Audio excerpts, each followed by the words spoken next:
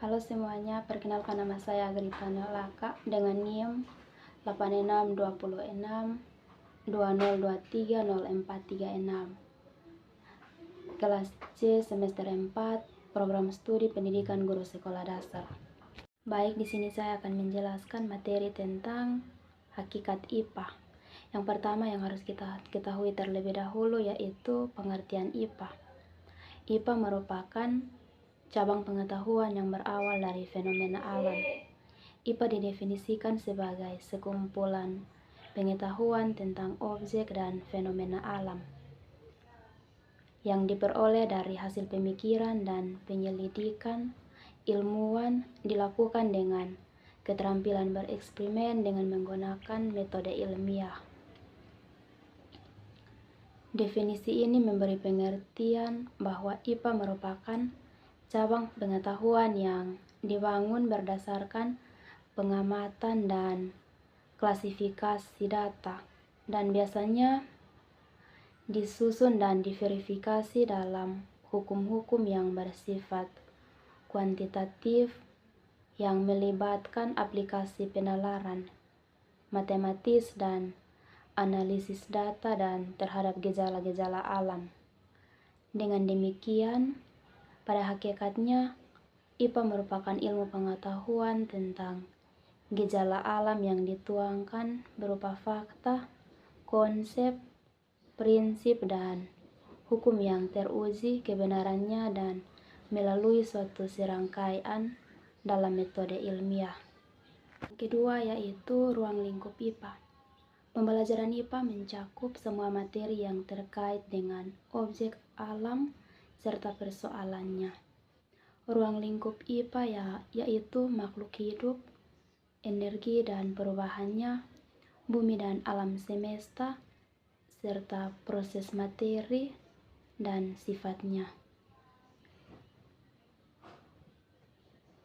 IPA terdiri dari 3 aspek, yaitu fisika, kimia, dan biologi. Pada aspek fisika, IPA lebih memfokuskan pada benda-benda tak hidup.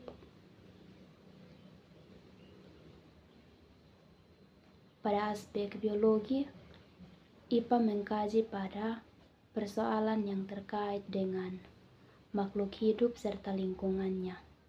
Sedangkan pada aspek kimia, IPA mempelajari gejala-gejala kimia baik yang ada pada makhluk hidup maupun benda tak hidup yang di alam. Yang ketiga yaitu peran IPA dalam kehidupan. Para ilmuwan menempatkan ilmu pengetahuan alam sebagai ilmu dasar bagi ilmu terapan dan teknologi. Teknologi dapat dibentuk dari pengetahuan alam, karena ilmu pengetahuan alam ini berperan dalam mengendalikan teknologi melalui prinsip dan teorinya. Ilmu pengetahuan alam dan pengendalian alam dari ilmu pengetahuan alam terapan digunakan teknologi untuk menyusun objek-objek, membuat konstruksi alam, dan membuat alat untuk mengendalikan cara alam bekerja.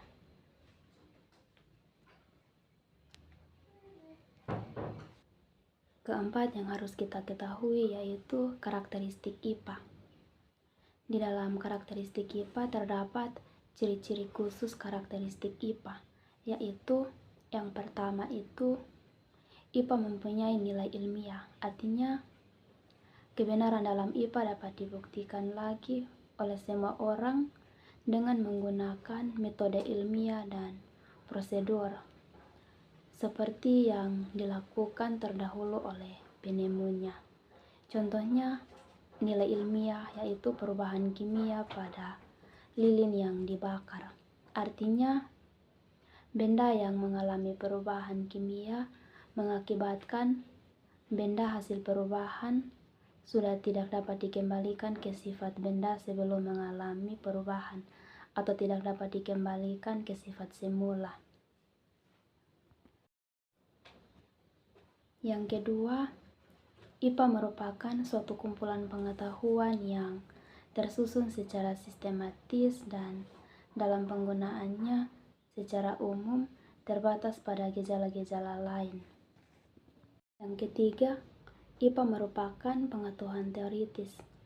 Teori IPA diperoleh atau disusun dengan cara yang khas atau khusus, yaitu dengan melakukan observasi, eksperimentasi, penyimpulan, penyusunan teori, observasi, dan demikian seterusnya kait-mengkait antara cara yang satu dengan yang lain. Yang keempat, IPA merupakan suatu rangkaian konsep yang saling berkaitan. Yang kelima, IPA meliputi 4 unsur, yaitu produk, proses, aplikasi, dan sikap. Produk dapat berupa fakta, prinsip, teori, dan hukum. Proses merupakan prosedur pemecahan masalah melalui metode ilmiah. Metode ilmiah meliputi pengamatan, penyusunan hipotesis, perancangan eksperimen, pencobaan atau penyelidikan, pengujian hipotesis melalui eksperimentasi, evaluasi, pemikiran, dan penarikan kesimpulan. Aplikasi merupakan penerapan metode atau kerja ilmiah dan konsep IPA dalam kehidupan sehari-hari. Sikap merupakan rasa ingin tahu tentang objek, fenomena alam, makhluk hidup, serta hubungan sebab akibat yang menimbulkan masalah baru yang dapat dipecahkan melalui prosedur yang benar. Berikut adalah hakikat IPA. Di dalam pembagian hakikat IPA, IPA dibagi menjadi 3 bagian. Antara lain, yang pertama yaitu IPA sebagai produk. IPA sebagai produk adalah kumpulan hasil kegiatan dari para ahli saintis sejak berabad-abad yang menghasilkan berupa fakta, data, konsep, prinsip, dan teori-teori. Jadi, hasil yang berupa fakta yaitu dari kegiatan empiris atau berdasarkan fakta, sedangkan data, konsep, prinsip, dan teori dalam IPA merupakan hasil kegiatan analitik. Kedua, IPA sebagai proses. IPA sebagai proses adalah strategi atau cara yang dilakukan para saintis dalam menemukan berbagai hal tersebut sebagai implikasi adanya temuan-temuan tentang kejadian-kejadian atau peristiwa-peristiwa alam. Jadi dalam prosesnya, kita bisa berpikir dalam memecahkan suatu masalah yang ada di lingkungan.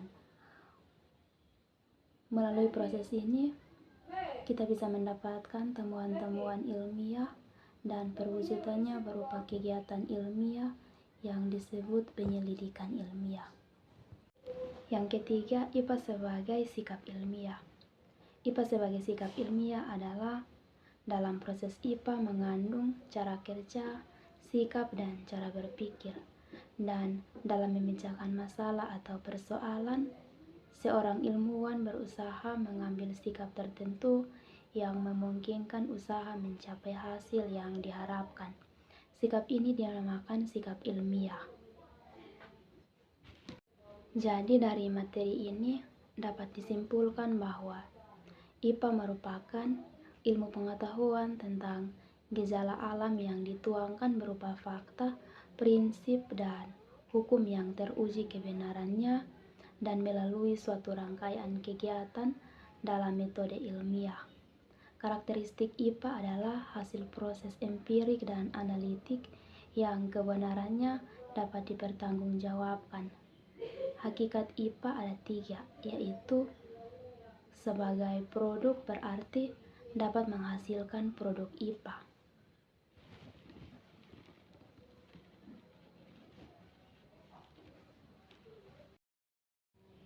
Lalu sebagai proses artinya untuk mendapatkan produk IPA dibutuhkan proses-proses ilmiah dengan menggunakan keterampilan proses IPA.